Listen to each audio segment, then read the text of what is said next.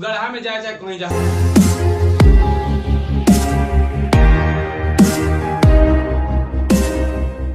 तो हम लोग देखेंगे संवेग संरक्षण का सिद्धांत। कहने का मतलब ये है कि संवेग पहले जितना रहता है बाद में उतना ही, यानी संवेग संरक्षित रहता है, संवेग नियत रहता है।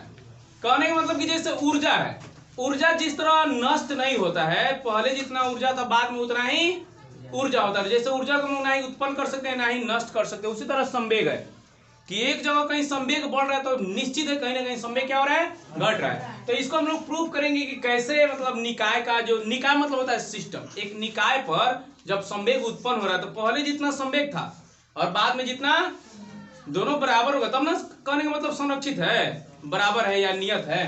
तो इसको सिद्ध करेंगे हम लोग। सबसे पहले एक फर्श लेते, चिकना फर्श है, ये नहीं कि उबड़ खाबड़ है। और इस चिकने फर्श पर दो गोली है, छोटा छोटा गोली है। इस गोली का द्रव्यमान m1 है, इस गोली का द्रव्यमान m2 है। और ये u1 वेग से जा रहा है, ये u2 वेग से जा रहा है। और ध्यान देना है जो u1 है u2 से बड़ा है, u2 से बड़ा है। बड़ा है का मतलब भाई तेजी में चल रहा है, धीरे धीरे आज तेजी में चल रहा है, धीरे धीरे तक पक्का है, दोनों एक ही सतह में जा रहे तो टक्कर तो होगा ही, हो कि नहीं। तुम लोग साइकिल कस के जुड़ीले चल जाता, लोग आगे के जाता है, पीछे पीछे कहता आ रहे हैं तेजी में, आ रहे हैं तेजी में, ब्रेक खैले नहीं है, आ रहे ढबा पक्का एक्सीडेंट भाई। तू चल आगे चल, हम आ रहे हैं धीरे धीरे।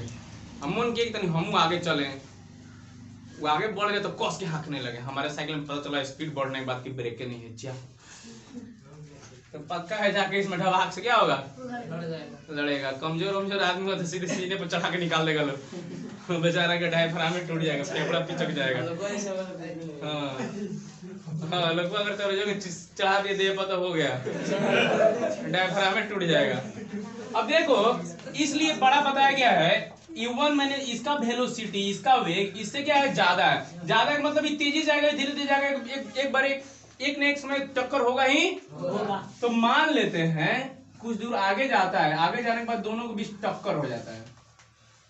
दोनों के बीच क्या हो गया, ये m1 है और ये क्या है m2 है। टक्कर बहुत छोटे समय के लिए होता है, t समय के लिए, बहुत छोटे समय t के लिए क्या होता है टक्कर। अब टक्कर लगेगा तो हई वाला हेकरा पर बल लगाएगा कि नहीं, बल लगाएगा ना। जैसे हम साइकिल में ठोकर लगा तो बल लगा देते हैं ना, गढ़ा में जाए चाहे कहीं जाए, हम तो क्या करते हैं बल। अब ये m1 क्या करेगा m2 पर छोटे टाइम के लिए, बहुत छोटे टाइम के लिए क्या कर दिया, बल लगा दिया। अब क्या होगा, इसका स्पीड बढ़ जाएगा, इसका स्पीड क्या हो जाएगा। तो इसको दूसरा फिगर को बना देते हैं यहाँ पे।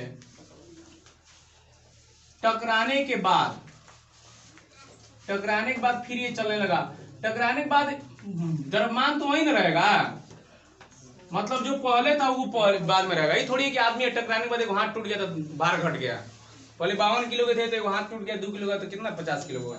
ऐसे नहीं, पहले जितना द्रव्यमान का था वो भी इतना ही द्रव्यमान का, अभी इतना ही, लेकिन इसका वेग क्या हो जाएगा, बदल जाएगा। अब देखो पहले था u1 वेग से चल रहा था m1, अब मान लेते हैं v1 वेग से चल रहा है। किस वेग से, और ये चल रहा है v2 वेग से। कौन वेग से, पहले ध्यान देना कि u1 था और u2 था, अब v1 और v2। चाल 100% है कि चाल या वेग क्या हो जाएगा, बदल जाएगा। वेग क्या हो जाएगा, बदल जाएगा। तो वही बदल के हम लोग क्या कर दिए, वेग। टकराने के पहले ये था, टकराया यहाँ, टकराने के बाद ये हो गया। तो मान लेते हैं, माना कि टक्कर एक छोटे समय अंतराल t के लिए होता है, t के लिए, टक्कर जो बहुत छोटे समय t के लिए, t मतलब बहुत 4-5 सेकंड, 1 सेकंड या 2 सेकंड ही क्या हुआ, टक्कर आया हुआ एक साथ रहा, उसके बाद फिर ये अलग अलग हो गए। तो पहले क्या करते हैं, टक्कर के पहले संवेग निकाल लेते हैं। टक्कर के पहले संवेग, टक्कर के पहले संवेग m1 का, किसका, तो कितना हो जाएगा m1 u1। फिर टक्कर के पहले संवेग अब m2 का निकाल लेते हैं। m2 का क्या हो जाएगा, m2 u2। इधर निकाल दें टक्कर के बाद, टक्कर के बाद, टक्कर के बाद इसका संवेग कितना हो जाएगा m1 v1, और ये हो गया m1 का, और ये हो जाएगा m2 का, m2 v2 इधर दिख रहा है। यानी टक्कर के पहले m1 का संवेग है m1 u1 और m2 का संवेग है m2 u2। टक्कर के बाद m1 v1 हो गया और m2 का हो गया m2 v2। तो इसका एक स्क्रीनशॉट ले लीजिए जो देख रहे हैं तुम लोग ये घर पर देख। अब देखो हुआ क्या, अब इसके ये जो पहला पिंड है टकराने के बाद इस तरह कंडीशन में आ गया, पहला वेग इसका u1 था, दूसरे में टकराने के बाद क्या हो गया u अब v1 हो गया। पहला दूसरा वाला पिंड जो था, गोली जो था उसका u2 था, बाद में टकराने के बाद v2 हो गया। तो इसका संवेग अभी तो उधर लिखे हैं m1 u1 और इसका संवेग कितना हो जाएगा m1 v1, इसका है m2 u2 और इसका है m2 v2। तो जो पहली गोली है मेरे पास, बचपन में कितना टाइम किया होगा लोग, अभी भी कोई खेलता है, बुढ़वा भी देखते खेलते रहता है इस तरह ठाक से मार देता, आंखें निकाल देता है।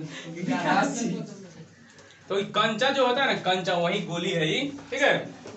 तो अब देखते हैं पहला जो गोली है, पहले गोली में क्या संवेग आता है, और इसके पहले ये देख लेते हैं कि m1 जो है, m1 m2 पर बल लगाता है, मान लेते हैं F1। कौन बल लगाता है m1 जो है m2 पर बल लगा, अब ज्यादा टकराया तो कुछ टाइम क्या किया बल, अब बल लगा दिया m1 m2 पर बल लगाता है, m2 कहाँ चुप रहेगा, वो भी बल लगाएगा ना, न्यूटन का तीसरे नियम के अनुसार।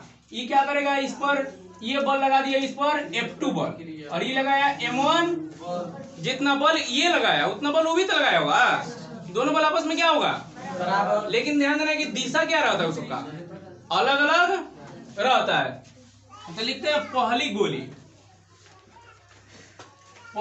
गोली के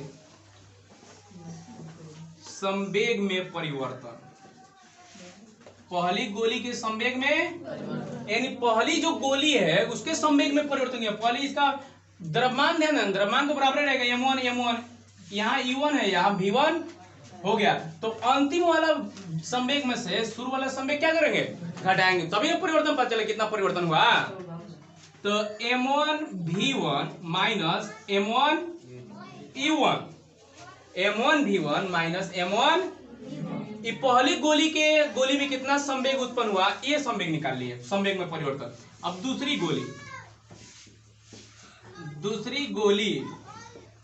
के संवेग में परिवर्तन, दूसरी गोली के संवेग में परिवर्तन। तो दूसरी गोली के लास्ट वाला संवेग है m2 v2, अब शुरू वाला संवेग कितना है m2 u2, तो m2 v2 minus m2 u2। v2 में समझना है कि v2 वैल्यू एंड वैरायटी बेसिया में जो है बड़ी महंगा सामान देता है, समझ रहा v2 मोर, हाँ, तो उसमें v2 का मतलब दिखाता है वैल्यू एंड वैरायटी, कुछ वैरायटी नहीं रहता v2, इसका मतलब होता है वैल्यू एंड वेराइटी। कहने का मतलब कि हम ठीक सामान भी दे रहे हैं, हमारे पास ज्यादा वेराइटी भी है। 500 का चीज सीधे 1100 रुपये लिख देता है। और हम लोग है टेम्पू का 5 रुपए भाड़ा का होता है ना, 10 रुपए भाड़ा का चलना 7 रुपए में ले चलो, हम 1 रुपया कम नहीं कहते हैं करने के लिए। 1100 का है तो 1100 चुपचाप दे के चल आते हैं। सब्जी खरीदने जाते हैं 50 रुपए का फोड़, 40 रुपए लेना लो, ले ला, कौन खेत में क्या ले ला झटका देते हैं लोग, तो उधार ही ले जाए और 40 रुपए में दे देता है। वहां हम लोग कितना 10,000 का भी खरीदारी कर ले, 1 रुपए का छूट नहीं मिलता है।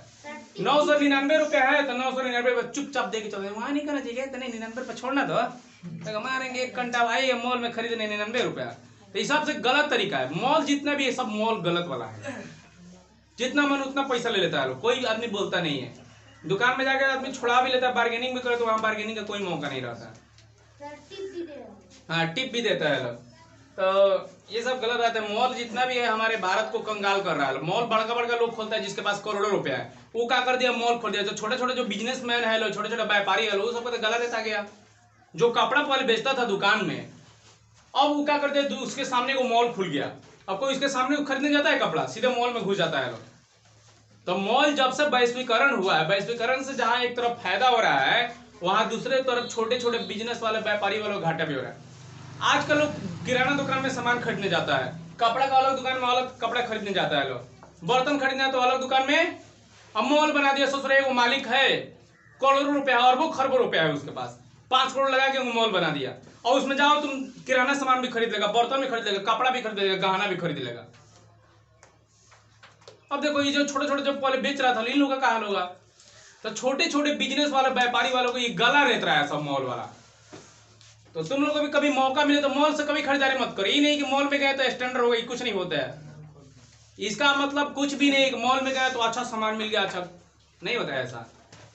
उस सामान तुमको दुकान में ही मिल सकता है, साधारण दुकान। पहले मॉल नहीं था तो राजा महाराजा कहाँ से कपड़ा पहनता था लोग, बड़का बड़का आदमी था लोग कहाँ से कपड़ा पहनता था लोग, दुकानें से ना खरीद के। अब मॉल में जाते हैं साथ सीना, मॉल में से टी शर्ट मॉल में से खरीद के लाए हैं। अब मॉल में से खरीद के लाए तो क्या तुम पहले बिलाई है तब शेर हो जाएगा, शेर का खाल पहन लिएगा, बिलाई है तो बिलाई रहिएगा, शेर है तो कहिए शेरे। तो जब भी मौका मिले छोटे छोटे बिजनेस वाले व्यापारियों से खरीदा करो। ये छोटे छोटे जो बिजनेस वाले व्यापारी वाले होते हैं ना, ये पेट पालने के लिए बिजनेस करते हैं, ये अपना पेट पालने के लिए, अपने परिवार वालों को खिलाने पिलाने के लिए बिजनेस करते हैं। लेकिन जो बड़का बड़का करोड़पति जो खोला है ना, वो बैंक बैलेंस ब्लैक मनी बनाने के लिए अपना खोला है, उसको पेट पोषने की थोड़ी जरूरत है। हाँ छोटे छोटे बिजनेस है तो 10 रुपये आएगा फायदा, उससे अपना घर परिवार चलाता है, उसको पैसा थोड़ी बचाता है, वो पैसा बचाता है, वो पैसा नहीं बचाता है। तो जब भी कभी मौका मिले तो छोटे छोटे बिजनेस वालों से, व्यापारियों वाले से, छोटे छोटे जो राह पर फुटपाथ पर लगाए तो उनसे खरीदा करो। हो सकता है कि तुम्हारे खरीदारी करने से उनका एक वक्त का खाना चल जाए, एक वक्त उनके परिवार को, उनके बच्चों को शिक्षा मिल जाए, एक वक्त का रोटी खा सके वो। मॉल में कैसे होता है जी, मॉल में उसको खाने का इसी रहता है, वो तो मीटिंग करेगा दिल्ली में और लंच करेगा उत्तर कोरिया में, डिनर करेगा अमेरिका में, उसको खाने का कौन टेंशन है। तो खैर अब संवेग में परिवर्तन देख लिए, तो अब देखते हैं। और हाई जंप दोनों बल होगा, पहले का बल जो लगाएगा दूसर का पर दूसर का लगाएगा, दोनों बल आपस में बराबर होगा कि नहीं। न्यूटन के तीसरे गति नियम से दोनों बल आपस में क्या होगा, यानी F1 बराबर होगा F2 के। लेकिन लेकिन लेकिन एक बात यहाँ ध्यान देना है, दोनों बराबर तो है लेकिन कहा गया कि दोनों विपरीत दिशा में लगता है।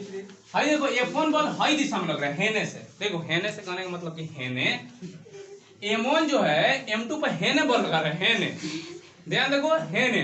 M2 जो है M1 पर हेने बल लगाएगा, उल्टा लगा रहा है ना। तो यहाँ चिन्ह बदलना पड़ेगा, दोनों को कब बराबर करेंगे, जब यहाँ चिन्ह क्या करेंगे। अब ये F1 है इधर बल लगा रहा है, अब चिन्ह बदल दिए तो है M1 F2 का भी डायरेक्शन इधर हो गया, दोनों अब क्या हो गया, बराबर हो गया। तो इतना जल्दी से एक स्क्रीनशॉट ले लीजिए, तो तुम जल्दी से लिख लो। तो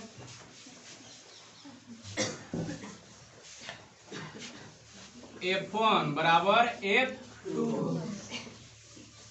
तो F1 किसके द्वारा बल लगाया गया, पहला गोली की दूसरा गोली, पहला गोली लगाया है दूसरा गोली पर, और F2 लगाया है दूसरा गोली पहले गोली पर। तो पहला गोली पर कितना बल लगा रहा है, तो संवेग में जितना परिवर्तन हुआ समय से भाग दे देंगे, तो इसके संवेग में कितना परिवर्तन हुआ है, M1 V1 minus M1 E1, M1 बटा T, ये बल हो गया। अब देखो बल कैसे हो गया, M1 तो कॉमन हो जाएगा, अंतिम वेग माइनस प्रारंभिक बटा समय, तो अंतिम वेग यानी V1 माइनस E1 बटा T, अंतिम वेग माइनस प्रारंभिक वेग बटा समय बराबर हो गया त्वरण।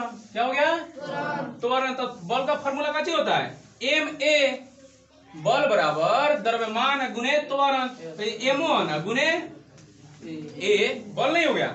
उसी तरह दूसरा का हो जाएगा M2 V2 minus M2 E1 U2 बटा T, लेकिन ध्यान देना यहाँ पे क्या रहेगा, AT से ET क्या हो गया, कट गया। अब चलो M1 V1 minus M1 E1 बराबर माइनस से इसका अंदर गुना करेंगे तो माइनस से इसमें भी गुना करेंगे, इसमें भी, तो यहाँ प्लस है तो ये माइनस हो जाएगा, माइनस M2 V2, आई माइनस में कितना हो जाएगा, प्लस M2 U2, M2 अब माइनस वाला को इधर लाते हैं, मतलब सबको प्लस में कर देंगे, माइनस वाला को उधर करते हैं प्लस हो जाएगा, और ये माइनस वाला को इधर कर देंगे तो प्लस हो जाएगा। तो चलो देखते हैं, M1 V1 plus M2 V2 अब बराबर इधर हो जाएगा m1 u1 plus m2 u2। अब चलो ये पहला वाला था ना, m1 u1 पहले वाला है, तो इसको पहले ला कर रख देते हैं। इधर नीचे दिख रहा है ना m1 u1 प्लस m2, इधर दिख रहा है, इसको घुमा देते हैं, इसको इधर ला देते हैं, इसको इधर, तब चिन्ह नहीं बदलेगा।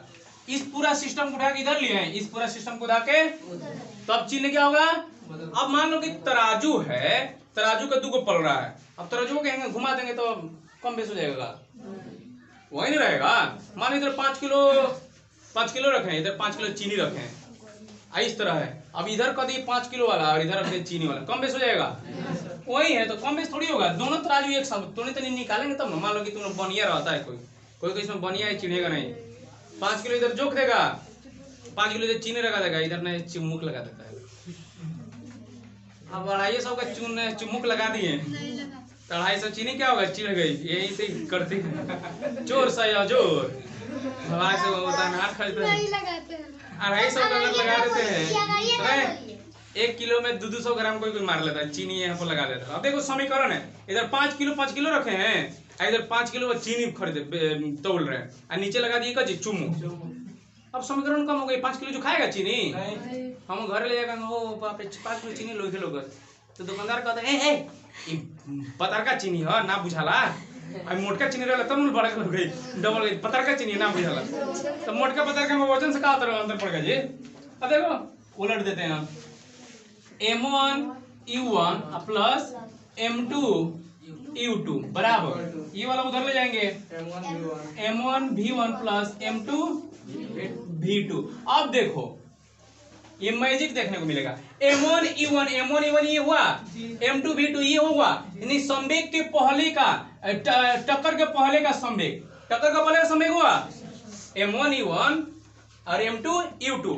अभी जब नहीं टकराया तब का ना संवेग है, तो नहीं टकराया तब का संवेग, टकराया तब का संवेग। m1 v1 है और m2 दोनों आपस में क्या हो गया, यानी टक्कर के पहले का संवेग और टक्कर के बाद का दोनों आपस में क्या हो गया। इसलिए ना कहा गया कि संवेग संरक्षित रहता है, संवेग ना बदलता है, ना घटता है, ना बढ़ता है, ना घटता है। देखो टक्कर के पहले जितना संवेग था, टक्कर के बाद ही उतना ही संवेग, यानी लिख देंगे टक्कर के पहले का संवेग बराबर टक्कर के बाद का संवेग, टक्कर के बाद का।